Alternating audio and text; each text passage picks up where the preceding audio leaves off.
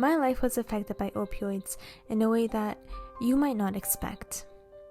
In 2014, my dad was prescribed Tylenol 3 after a root canal treatment. He used 2 to 3 tablets as prescribed after the procedure and kept the leftover tablets in his cabinet. About 6 months later one day, my dad started experiencing shoulder pain.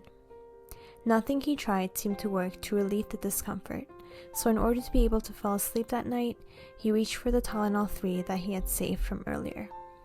And apparently, they really did work. He told my mother that his pain had finally been reduced significantly, and he actually went to bed earlier than usual that night.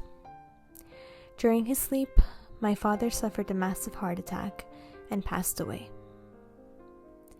If the Tylenol 3 was not taken that night, perhaps we would have recognized that the pain that my father was experiencing was not normal and that they were signs of a heart attack. My name is Bita, and I'm now a pharmacy graduate from the University of Toronto. Prior to pharmacy school, I had never realized that a medication incident had contributed to the passing of my father.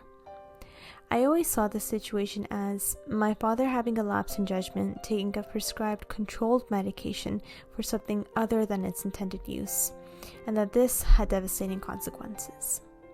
Today, however, I can see that my dad's misuse of Tylenol 3 was not his fault, but rather an incident involving systemic errors.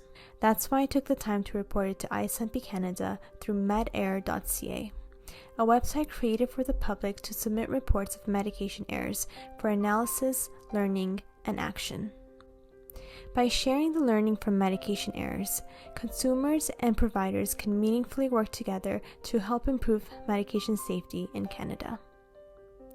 For example, for my father's story, I wonder if his death could have been prevented if a pharmacy team member had reminded him to return any leftover Tylenol 3 tablets to the pharmacy for safe disposal.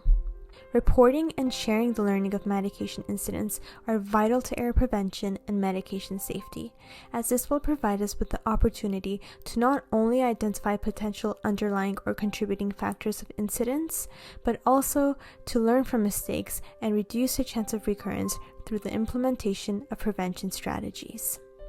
Please remember that returning any unused or expired medications can save a life. Thank you for listening to my story.